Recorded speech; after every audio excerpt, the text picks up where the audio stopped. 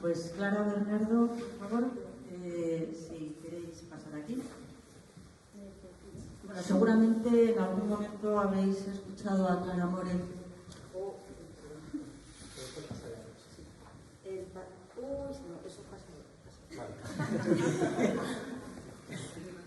Y Bernardo, que es uno de los dos componentes del tándem Arte Compacto, me imagino yo, recomiendo muchísimo que les escuchéis a los tres, porque verdaderamente son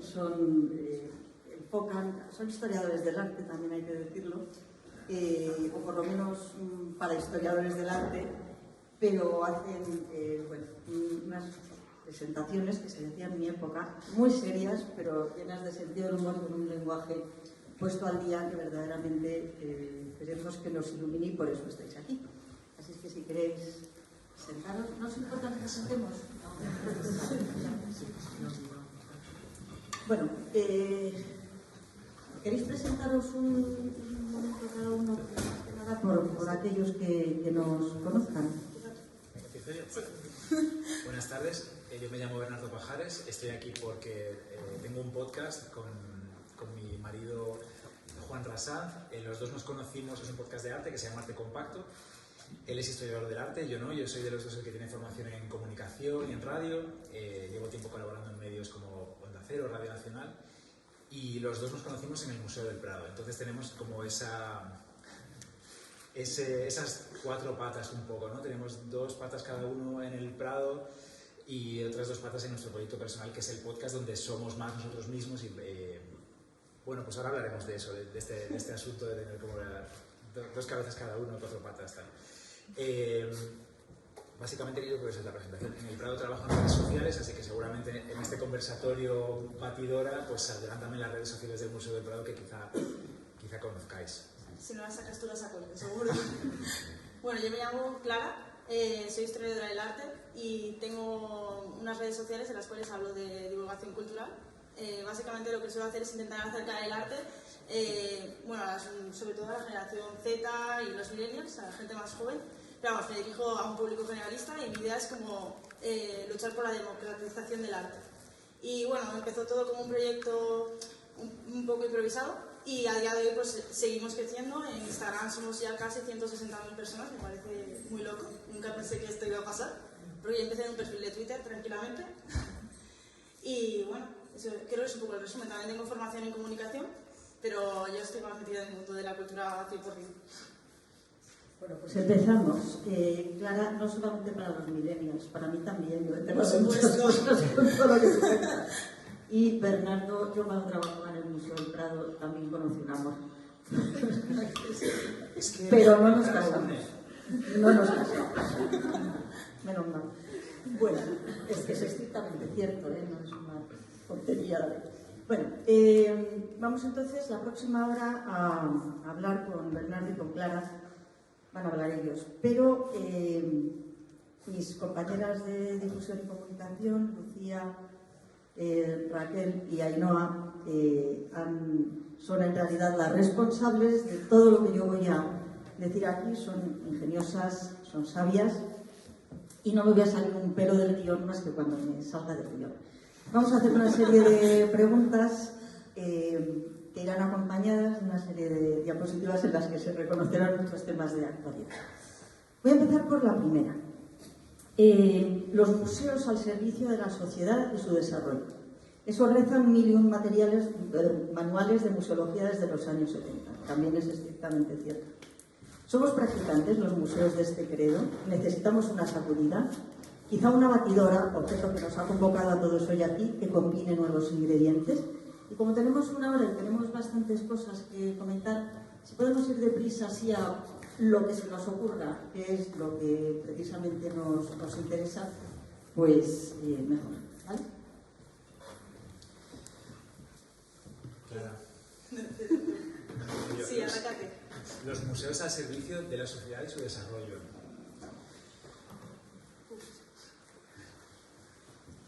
Debería ser. Cada vez más pienso. Pero estamos en proceso de... Yo creo que durante mucho tiempo no lo han estado. Sí. Creo que han estado, como decía una amiga que se dedica también a la difusión en redes sociales, hace poco decía que habían cerrado algunos museos, ¿no?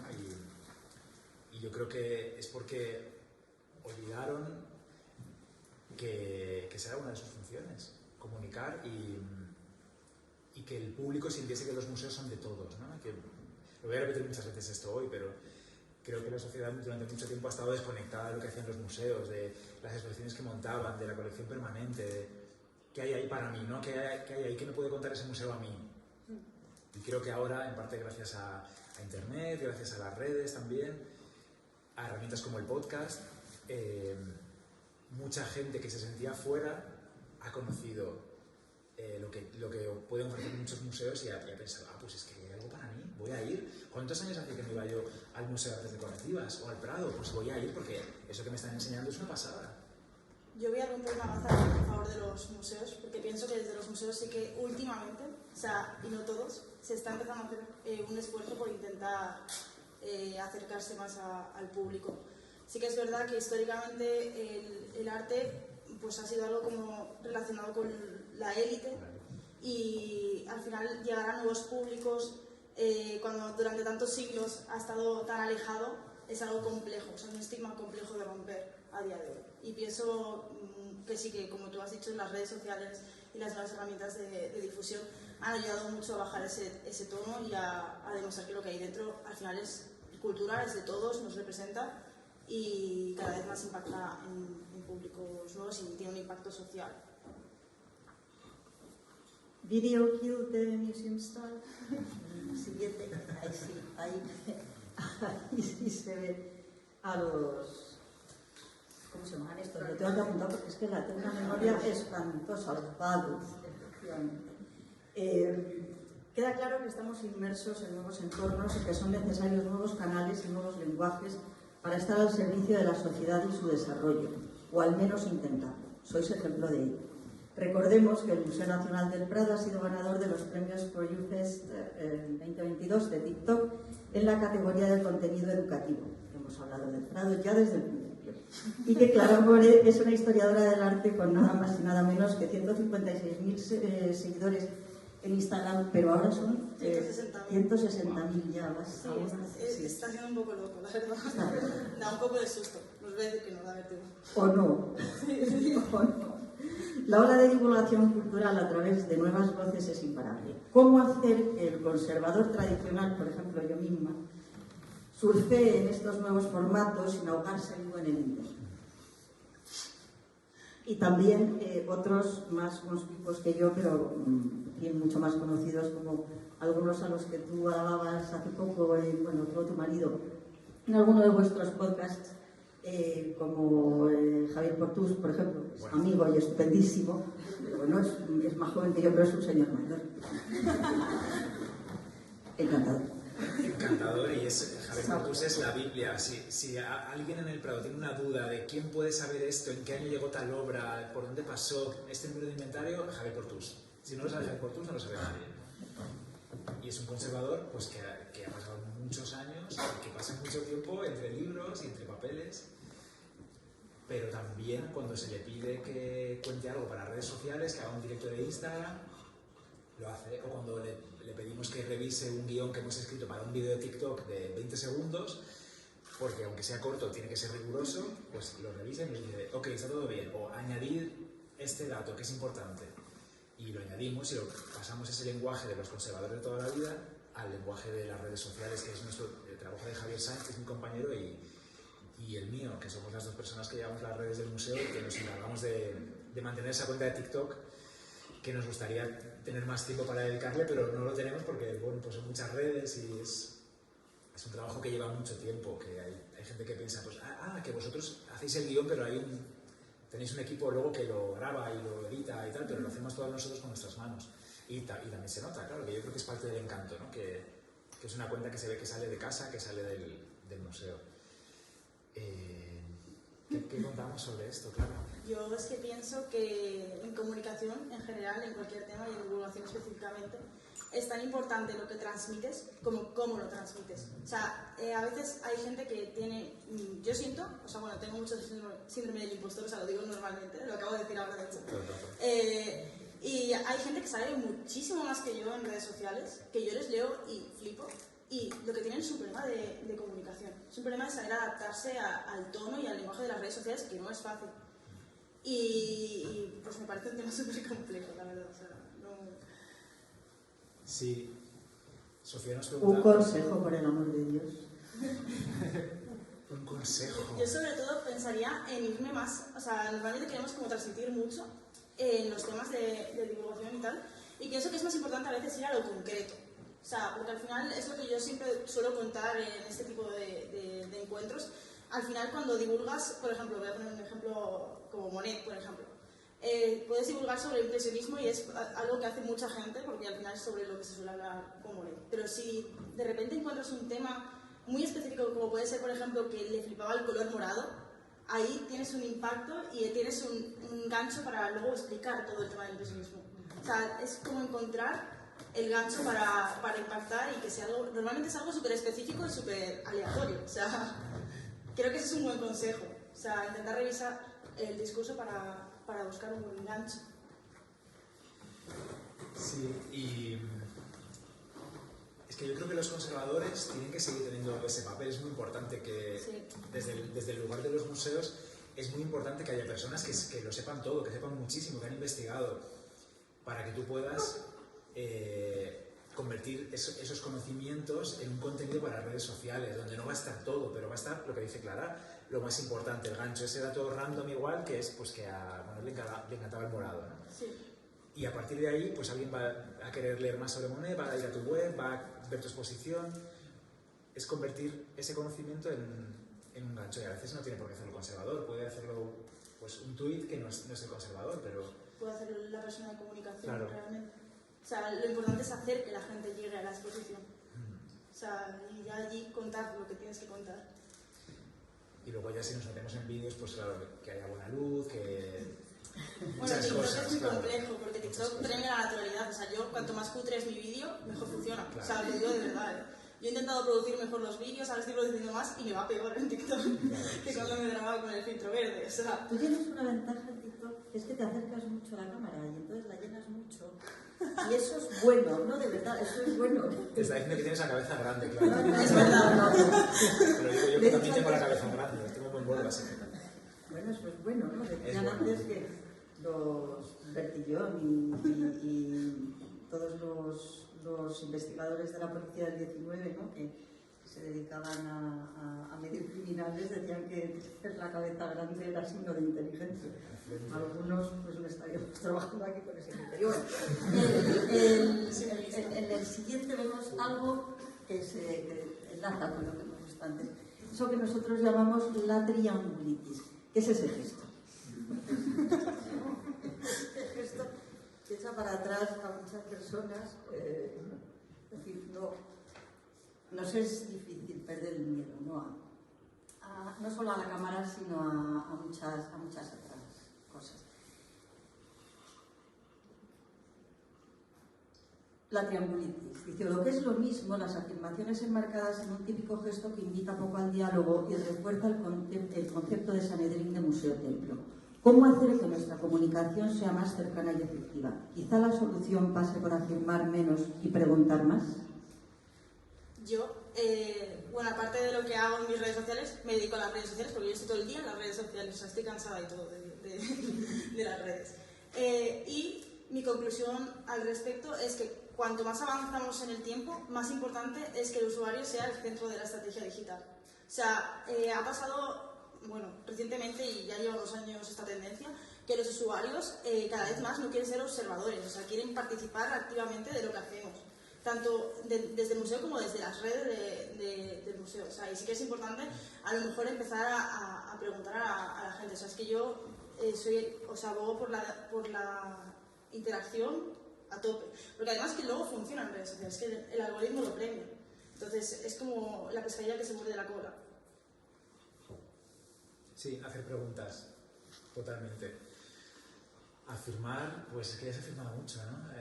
Es hora de preguntarnos y de preguntarnos también qué espera la gente de nosotros como museo, como comunicadores, qué esperan de nosotros, qué quieren saber, qué quieren que contemos, qué temas son los que interesan. Y es la manera de estar conectados un poco, yo creo, con la sociedad, de volver a eso. Preguntar, y como dice Clara, es que las redes favorecen que haya comentarios, sí, que haya interacción, incluso a través de una respuesta que te han hecho a tu vídeo, tú generes otro vídeo, que generes un contenido nuevo. A la gente le gusta lo cercano, lo humano cada vez más. O sea, a mí mi sensación es que lo que triunfa en redes ahora mismo es la gente que es más cercana y las instituciones que son más cercanas. El Museo del Prado, por ejemplo, yo soy muy fan de lo que hacéis en redes, por eso he dicho que si no lo sacáis vosotros, lo voy a sacar yo. Me parece que lo hacéis muy bien por eso, o sea, porque sois muy cercanos. Sois el Museo del Prado, tenéis rigor como Museo del Prado, pero sabéis conectar con la gente y que sea algo que no sea frío y distante. Y es muy difícil, hacerlo desde el Museo del Prado. ¿Se siente como que somos cercanos? Sí, yo creo que sí. Wow. Es que desde dentro siempre estamos ahí como midiendo, ¿no? Porque en Arte Compacto, como decía antes, es un proyecto personal y somos Juanra y yo, que trabajamos ahí, pero es nuestro podcast y decimos siempre pues midiendo, evidentemente la información privilegiada y todo esto que tenemos, no podemos contar muchas cosas, pero somos Juanra y yo. En las redes del Prado, Javier y yo somos el Prado, entonces siempre la voz está muy medida y recuerdo pues, que Javier me contaba de los inicios en Twitter cuando él empezó a lanzar las redes del museo, había Facebook y que hay mucho público en Facebook que todavía, no os equivoquéis.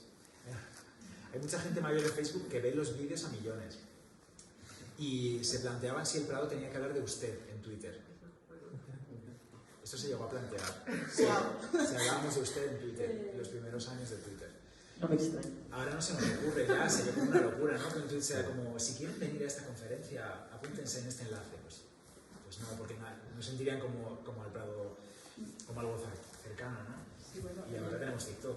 En el Ministerio hubo, hace unos años, no recuerdo el signo político ni el cargo exacto, ¿no? de la persona que hizo una especie de encuesta, llamó a varios próceres, personas que saben, ¿no?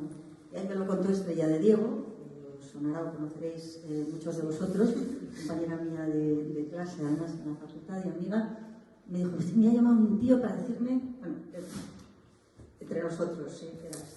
Era un tío tal, que es el subsecretario o quien fuera, no recuerdo qué era, para consultarme acerca de qué normas se deben de poner para homogeneizar la atención a redes sociales en los museos estatales. Y Estrella dijo, ni se te ocurra de ninguna manera que haya ningún tipo de reglamentación. Fíjate en lo que está haciendo el Museo Nacional de Artes Decorativas y aprende de eso. O sea, es por hacer malos un poco, ¿no? Citar a una autoridad muy buena comunicadora y bueno, señalar alguna vía también modesta que hemos intentado aquí. Seguimos más allá de la triangulitis, vamos al champú anticaspa. Además de adaptar nuestros lenguajes y estilo de comunicación, es necesario sacudir nuestras cabelleras de la caspa acumulada. Alguna está afianzada en nuestras raíces y puntas desde el siglo XIX, para revisar nuestras narrativas y relatos con nuevas experiencias y prácticas que se adapten a las nuevas sensibilidades. Es necesario un cambio en el modo de entender las colecciones y sus contextos, revalorizar el papel de los colectivos invisibilizados, aprender de los otros y trabajar de forma más empática. ¿Cómo empezar a afrontar este reto? ¿Os vienen a la cabeza ejemplos de buenas prácticas que sean de utilidad en el laboratorio que presentamos hoy? Pues las de Clara More. Lo que hace Clara More en sus TikTok, en sus vídeos, por ejemplo, cómo hablar de Georgia O'Keeffe sin soltar un rollo, sin contarte, pues nació en tal año, en Estados Unidos, pone la canción de Flowers de Miley Cyrus, que acaba de salir y que está triunfando muchísimo, y pone las flores de Georgia O'Keeffe, que además tienen una forma sospechosamente vaginal, sin decirlo además, es que lo haces de una manera muy elegante y que conecta con la gente. Pues ya está, Pues gracias. Estás enseñando a Georgia O'Keeffe con tu imagen, con tu cabeza que ocupa toda la pantalla. En ese vídeo, así, en ese vídeo se sabe, no sé qué no sabes. Sí, Y cuando te mueves así un poquito, pues ves las flores de George O'Keeffe ocupando el resto de la pantalla vertical. Ya está, y la música de Miley Cyrus. Y ya estás quitando toda la caspa. Que George O'Keeffe, no digo yo que tenga ninguna caspa, que no la tiene. Precisamente ya no. Pero, sí, pues sí, es una buenísima práctica, me parece a mí. Sí. Yo no sé qué... Bueno, a mí me parece normal que hayas dicho que yo soy una buena práctica, vamos, la verdad. A mí me parece que es lo que decía yo al principio, que desde el Museo del Prado lo hacéis, que en vez de soltar el rollo, por ejemplo, el retrato de la condesa de Chinchón de Goya, que contaseis lo del arrepentimiento. Sabéis que una lo concreto es que es brutal, o sea, buscar ese tipo de conexiones, o sea, es que rompes con todo lo que se considera casposo, o sea, es que la gente ve el siglo XIX como el aburrimiento supremo. Yo no sé por qué hacen eso, la verdad, es maravilloso, pero bueno. Pero creo que sí, que va por ahí la cosa. O sea, bueno, en el caso de la condesa de Chinchón, ¿conocéis la condesa de Chinchón de Goya, el retrato? Sí, ¿no? Sí, sí me la cabeza. Bueno, por si alguien no lo conoce, es un retrato de cuerpo entero de la que fue mujer de Godoy, del primer ministro, y ese retrato, al hacer los estudios técnicos, al hacer radiografías y reflectografías, se descubrió que debajo, pero boca abajo, tenía dos retratos que Goya había pintado antes de dos hombres y que en algún momento pues decidió pintar encima, girando el lienzo, la condesa de Chinchón. Entonces, en lo que ahora es una falda enorme, color como blanco nacarado, hay dos cabezas de dos señores. Entonces, en un TikTok muy sencillo que hicimos, se gira el retrato, vemos a la condesa, giramos el retrato y entonces fusionamos la imagen del retrato con la radiografía y vemos las dos cabezas y las ampliamos, las señalamos con un círculo rojo para que se vea bien. Y la idea del TikTok solamente es decir, sabéis que este retrato son tres retratos en uno. Pero es una idea muy buena para romper con eso. Igual que lo que... O sea, es que se me ocurre con los arrepentimientos funciona súper bien en general, porque yo también he hecho alguna cosa con arrepentimientos y es muy curioso y llama la atención. Sí, porque estás enseñando algo que no se ve, también jugamos mucho con eso, ¿no? Con los elementos del museo que no se pueden ver o que no vas a conocer si nadie te los enseña, si nadie te hace así con el dedo y te dice, mira esto, fíjate en este detalle, ¿no? Que está el arrepentimiento está ahí todo el rato. Sí. Pero si no te dicen, como una nube que tiene forma de perro, ¿no? Si alguien te dice, tiene forma de perro, tú no te das cuenta, no lo ves. Pues si ves que ese caballo de Velázquez tiene cuatro patas, cuando te lo están contando ya no puedes dejar de ver las cuatro patas delante, cuatro patas detrás, las ocho patas.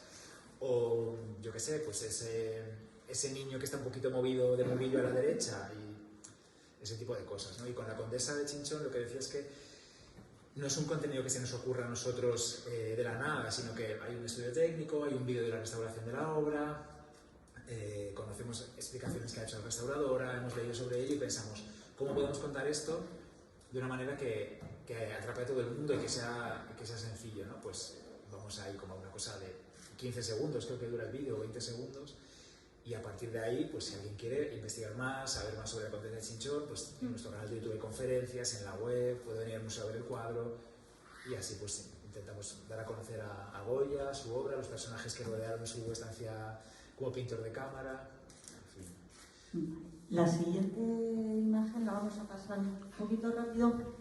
Era simplemente para que vierais a los de Ojete Calor, y joven, que bueno, es algo que identificamos bastante con los museos. Vamos a ir a la siguiente, donde aparece una escena de Jean Racah, de Godard, porque muchas visitas a los museos se hacen a la carrera, como lo decían precisamente Duprat y Arturo.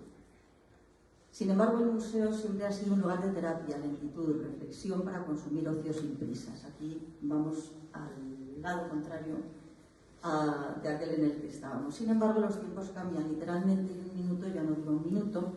En 15 segundos somos capaces de contar muchas cosas y se estilan los titulares. Hay tiempo limitado y cronometrado para hacerte una foto con la Gioconda y, sin embargo, para disfrutar de esos 2 minutos de placer visual se hacen colas de hasta 1 hora.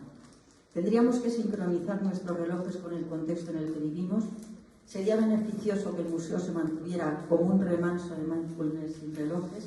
¿O deberían de empezar a plantearse opciones alternativas como las Spirit Exhibitions?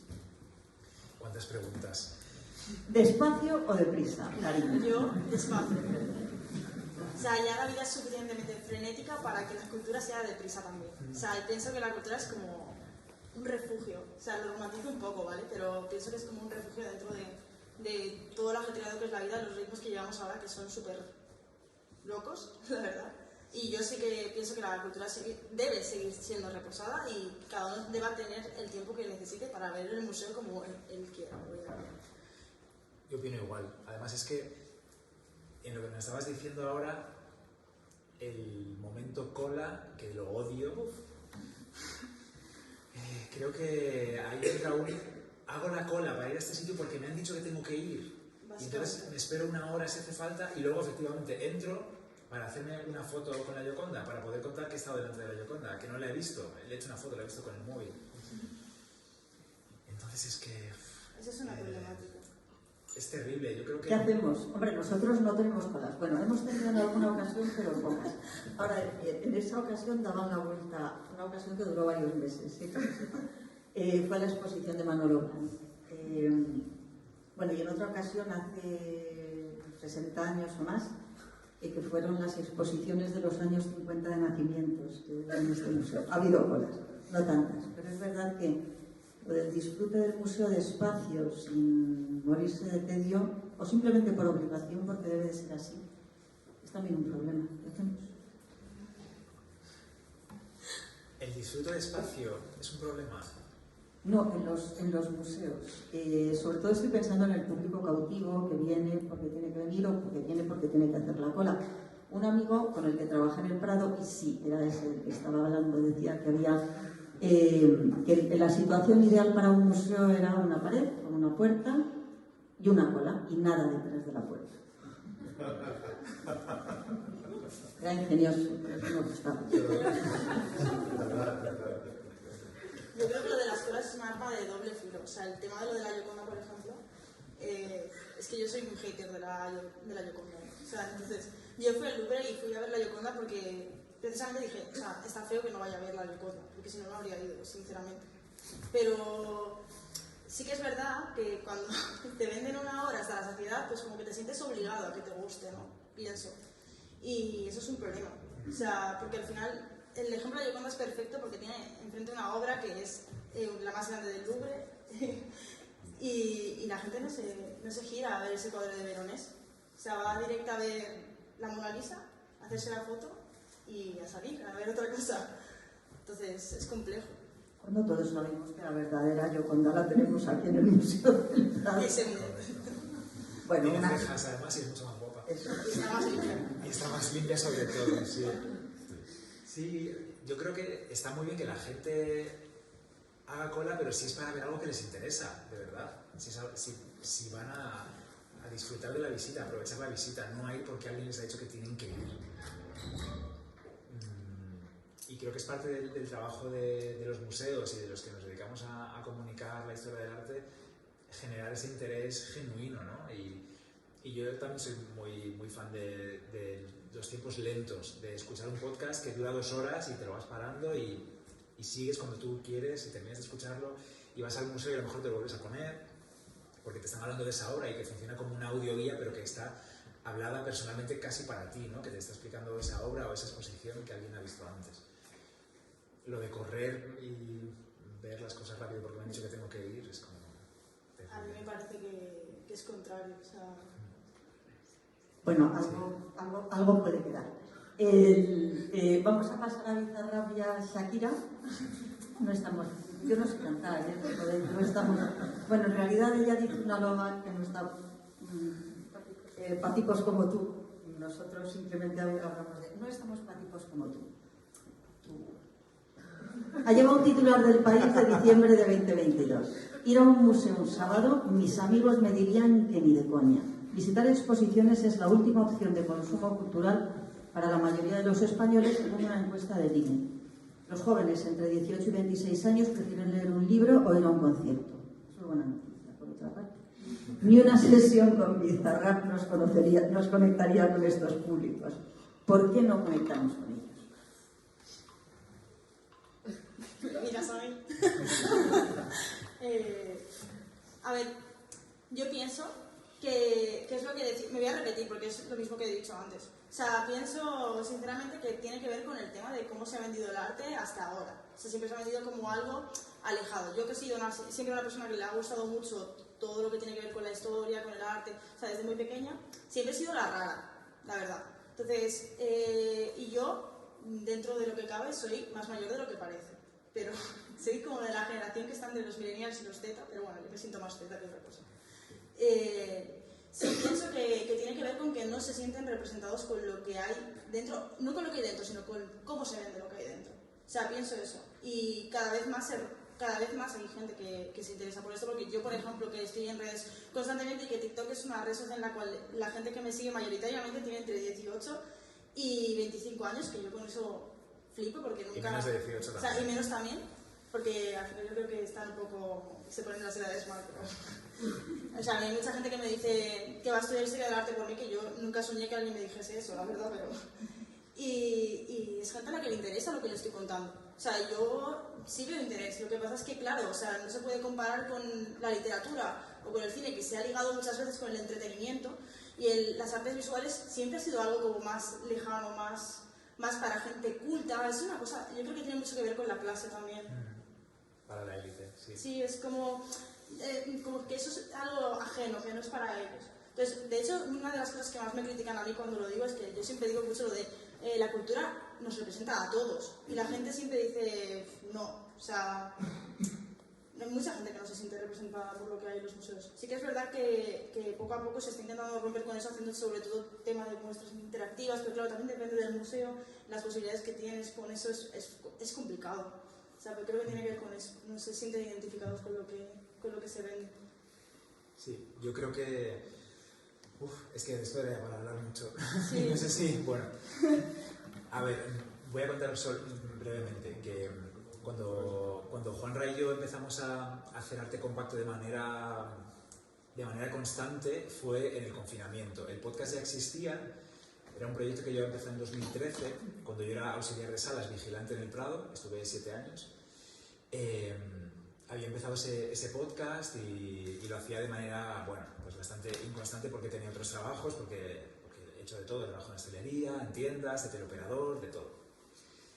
Y por fin tenía ahí ese podcast como medio en barbecho y nos confinaron. Llegamos a casa, yo estaba trabajando en aquel momento a la vez para HBO haciendo el podcast de la serie Patria y... Claro, se paró un poco todo, tenía las entrevistas a medio hacer, tenía trabajo por hacer, pero estaba ahí arte compacto también. Y Juanra se encontró con que él coordina exposiciones temporales en el Prado, ¿no? La última es esta Otro Renacimiento que ahora han desmontado. Y decía, bueno, es que ahora mismo trabajo, vamos a hacer arte compacto, ¿no? Y yo, estamos confinados, o sea, hay una pandemia, vamos, ¿tú estás pensando en hacer un podcast? Sí, porque la gente está en casa y el museo está cerrado, vamos a hablar de las obras del museo, ¿no? Y bueno, tardó 2 días en convencerme, creo que el primer episodio que hicimos se llamaba Prado Contigo o Encerrados en Casa, el Prado Contigo, algo así. Fue como, venga, vamos a hablar de obras del museo.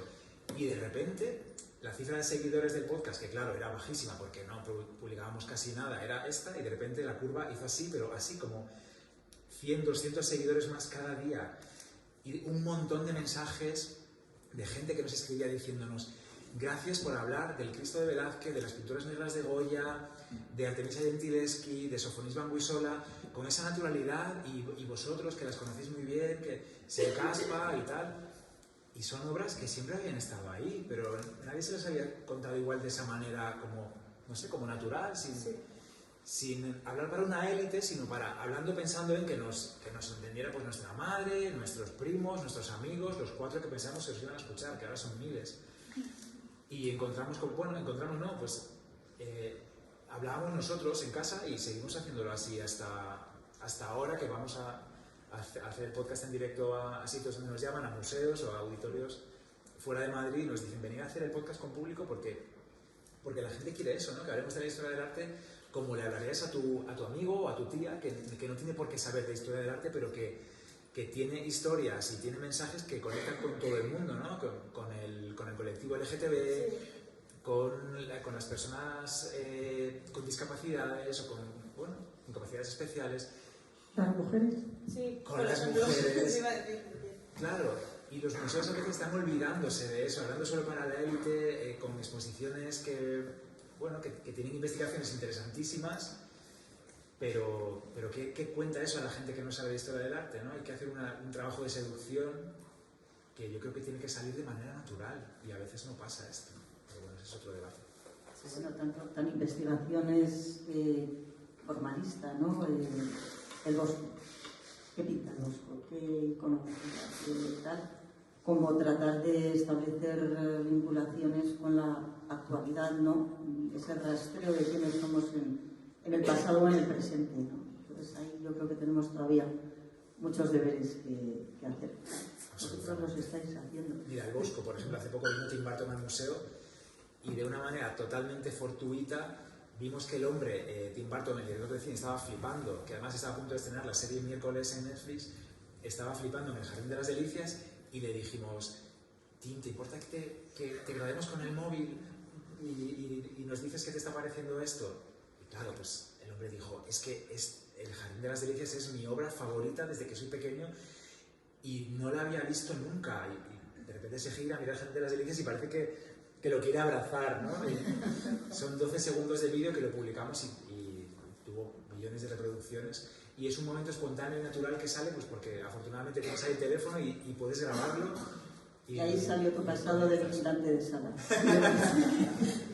Y dije, por favor, no pises la plataforma. Hablando de eso, precisamente, los museos no dejan de estar en el centro de muchas cosas, ¿no? Un tartazo a la Gioconda, sopa para los girasoles de Van Gogh, manos pegadas a los marcos de las mapas de Goya, organizaciones activistas, ecologistas, como Just Stop Oil, Extinction Rebellion, Futuro Vegetal o Let's Generation, llaman la atención en museos sobre la gravedad de la crisis climática para exigir que protejamos el planeta igual que el patrimonio. ¿Qué papel pueden tener los museos en este contexto y en otros, como la igualdad y la inclusión? Ahora vas a hablar tú primero. Te vas a mojar. Pues es que estábamos hablando de eso, ¿no? De igualdad y de inclusión. Yo creo que tienen un papel importantísimo. Lo estamos viendo con estas acciones, ¿no? Agresiones, al fin y al cabo, al patrimonio. Los museos están en el punto de mira. El arte es, creo yo que en ciertos aspectos debería ser intocable, ¿no? Entonces, cuando hay ciertos colectivos, digamos, que utilizan el arte para llamar la atención, los medios están ahí. Es un tema que encanta, que seduce, ¿no? Pues yo creo que, igual que esto sale en los medios, si los museos se mojasen un poco en otros movimientos, en otros campos, también estarían en los medios. Que a lo mejor te pegas porque sale de tu exposición y no se habla porque hay otras 8.000 que compiten con la tuya, pues comprométete en algún ámbito, comprométete con algún colectivo también y conseguirás la atención de los medios, porque los museos interesan. Totalmente. Bueno, lo de los ataques a las obras es que yo me voy a mojar. Pienso que esto es algo que ha ocurrido históricamente y que ha pasado siempre. O sea, a principios del siglo XX hubo una sufragista que fue a la Venus del Espejo de Velázquez y le clavó, no sé si fueron 8 puñaladas. Fue como una crítica al canon de belleza. Dentro de lo que cabe, a ver, yo nunca lo voy a defender porque, o sea, para mí es impensable, pero dentro de lo que cabe, esa mujer tenía un discurso. Realmente lo que ocurre aquí es como la visibilidad por la visibilidad, y yo estoy totalmente de acuerdo con el movimiento activista y estoy totalmente de acuerdo con lo que reclama, pero a lo mejor esa visibilidad nos hace más daño de lo que nos aporta. Realmente pienso igual que tú y pienso que deberían ser los propios museos los que se movilizasen y diesen visibilidad a este tipo de cosas. Y bueno, con el tema de género, que es una cosa que a mí me ha tocado de cerca, pienso que falta mucho por aprender de las mujeres artistas. Yo acabé la carrera hace relativamente poco, o sea, acabé la carrera en 2018, o sea, no hace tanto. Y la verdad, o sea, os digo que estudié 3 mujeres artistas en la carrera, y es real, o sea, no estudié más. Las que sé son por mí. Sofonisba, Frida y Artemisia. Ya está. Bueno, las del siglo XX, pero ahí se abrió más el abanico. Y creo que hace falta mucho. Bueno, se está intentando hacer, pero creo que todavía queda mucho para que haya una historia del arte completa que también incluya la otra parte, que es la que ha quedado como oculta. Sí, es que que ahí entra el tema del canon, ¿no? Sí. De lo que percibimos como obra maestra. Y para el público es obra maestra porque los libros dicen que esa es la obra maestra. Entonces, ahí también Estrella de Diego, en su libro, que no dejo de recomendar, el último, El Prado Inadvertido, reflexiona sobre las meninas y el papel que juegan, ¿no? La escenografía del Museo del Prado en esa sala basilical, con las meninas centradas en la sala, claro, entras y están ahí, es el retablo más importante, son las meninas. Y ella piensa, ¿y si ahí el museo pusiese otra obra? ¿Y si pusiese El León de Rosa Bonheur, el Cid? ¿Qué pasaría? Eso fue, lo vivisteis fuerte, eso, ¿eh? Sí. O sea, esa obra, bueno, lo sabréis todos, pero salió por una movilización que hubo súper heavy en Twitter. Empezó en Twitter, la ola llegó al Prado, no sé por qué acabó saliendo esa obra que es maravillosa, es una obra brutal. Y o sea, yo creo que sigue recibiendo críticas a día de hoy. Yo siempre digo que hay un venado que pintó Velázquez, que nadie duda de que esté en la exposición. O sea, entonces no entiendo por qué todavía se sigue criticando que esa obra que fue premiada en su época, que para ser una mujer en el siglo XIX y que te premien una obra, o sea, algo sí, tiene que tener. El museo tiene muy poquitas obras de mujeres pintoras y menos todavía de la calidad del Cid de Rosa Bonheur. Esa obra estaba guardada, salió en 2017 para un itinerario LGTB que se hizo por el Orgullo Gay, que se llamaba La Mirada del Otro, que comisariaron nuestros compañeros Carlos Navarro y Álvaro Perdices, a los que les doy la enhorabuena porque fue un proyecto pionero que luego otros museos españoles y europeos imitaron. A veces imitar es maravilloso. Ese itinerario terminó después del Orgullo, duró pues, yo creo que un par de meses o así. Pasó el verano de 2017 y El León de Rosa Bonheur volvió a los almacenes y luego pasó lo que ha contado Clara, que en Twitter gente que vio el león expuesto dijo, bueno, pero este león ¿por qué no está en las salas del siglo XIX donde tendría que estar? Además es que no tenemos más obras de Rosa Bonheur, solamente ese león. Hay obras sobre papel, pero no pinturas. Y la presión de las redes sociales consiguió que algo que estaba previsto, que es que saliese más adelante, pues se adelantase y que el león se expusiera en las salas de manera permanente. Pero aquí entre nosotros, como decía antes Sofía, os cuento que todavía a día de hoy hay gente de dentro del museo y de fuera que dice, es que esta obra no vale nada, no debería estar expuesta, es que se expone porque es de una mujer y hay pocas mujeres dentro expuestas. Dentro del museo no lo sé porque no estoy dentro, pero fuera yo me lo encuentro muchas veces eso. O sea, ahí descubrí lo que era el tecnobuenismo de género, que yo dije, no sé qué significa esto. Por una polémica a raíz de hablar de esta obra. O sea, sigue causando rechazo. Mujeres silenciadas, otros colectivos silenciados, hay que hacerles sitio en el museo. Vamos, tienen que tomar el museo y hablar por el museo. Ojalá viniese Rosa Bonheur, mujer y lesbiana además, y tomase el museo. Y dijera, ya está bien. Con la ouija. Con la ouija. Pero hay otros silencios también que, en fin, nos llevaban a preguntarnos dónde está el límite de hacer el museo participativo. Sí, ven gratis, sí, participa, opina, comparte, pero no toques, no grites, no comas. Hay una normativa o educación patrimonial que ha sido bastante estricta y poco laxa con el fin de proteger el patrimonio. Tal vez ha sido proteccionista en exceso. ¿Cómo podemos invitar verdaderamente a modelar y amasar el museo desde la ciudadanía sin abandonar una de las funciones esenciales del museo, es decir, la conservación? Pienso que es una pregunta trampa porque es una falsa pregunta, es un falso problema. Me parece. No sé cómo responder a eso. O sea, creo que es muy complicado. Y bueno, se me ocurre algún ejemplo que ha pasado. Bueno, antes de la pandemia, el Museo Nacional de Escultura de Valladolid hizo una exposición que, bueno, yo la vi en persona, impresionante. Era sobre las obras en los almacenes del museo. Sacaron como varias tallas que estaban en sus almacenes y lo que invitaban era a que el público que iba allí eligiese una obra y la obra más votada iba a salir a la colección. O sea, realmente hicieron que el público que fue de la exposición eligiese una obra que iba a estar en el discurso del museo. Es otro caso de buenas prácticas. Y es un ejemplo de buenas prácticas para hacer eso. Y bueno, aparte de que la exposición fue súper... O sea, estaba muy bien. Claro, estás diciéndole, ven aquí, es tu casa, valora, ¿no? Puntúame, es un poco como el capítulo de Black Mirror, ¿no? Puntúame con estrellitas y la más votada se va a quedar en la sala. Pero a la vez estás diciendo, son obras de arte, que están en el almacén, pero son obras de arte, respétalas, cuídalas, ¿no? Yo creo que... Además había de todo, ¿eh? O sea, había obras que estaban en mejor estado, en peor estado. O sea, creo que es un muy buen ejemplo, yo creo, de... Sí. Para terminar, para no extendernos demasiado, aunque yo sé que el público lo está pasando estupendamente, pero tenemos que seguir, vamos a lo que está por venir. Hacemos frente al futuro cocinando un batido en el que sois ingredientes fundamentales, todos.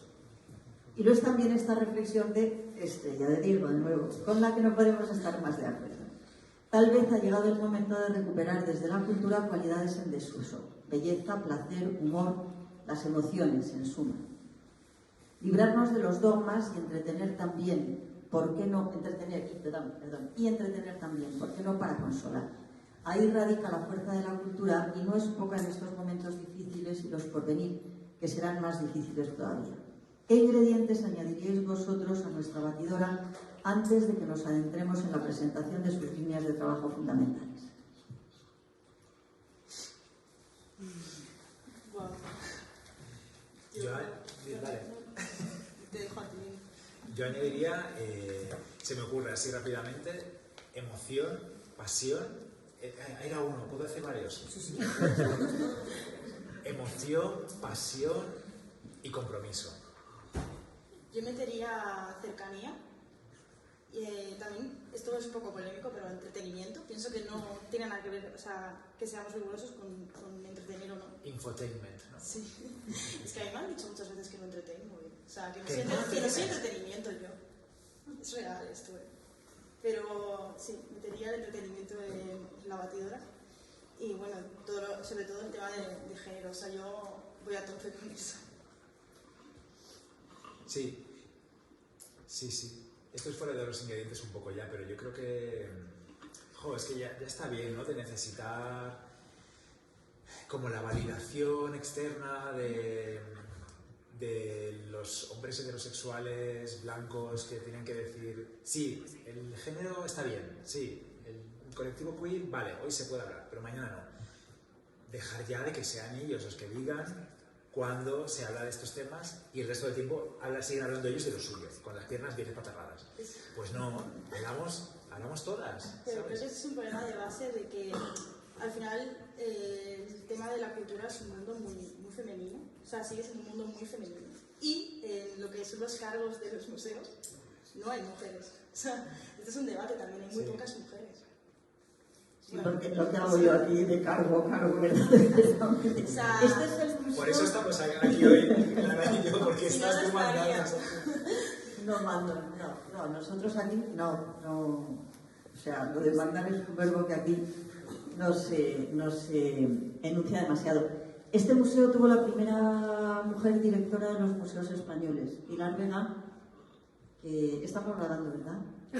Era una broma. Sí, era una mujer con muchísima fuerza que fue importantísima, que dio forma a este museo para ser ejemplo para las mujeres del franquismo, por qué no decirlo, cómo debían de ser las mujeres, cómo debían de ser sus casas, cómo debía de ser su comportamiento, pero también dio forma al Museo de América, dirigió casi una escuela de formación para mujeres, también dentro del espíritu de la época, pero si el espíritu de la época no hubiera sido ese, hubiera sido pionera igualmente. Y bueno, simplemente daros las gracias si queréis hacer algún comentario más final, pero yo estoy muy contenta, no solamente porque me he divertido mucho, me ha encantado, sino también porque no hemos dicho ninguna vez maravilloso. Lo he dicho. Y eso a muchísimo. Maravilla. Yo lo he dicho sin querer. Gracias, Sofía, y gracias también a Raquel, a Lucía, a Félix por invitarnos a estar hoy aquí y a Ivy. Muchas gracias. Muchas gracias.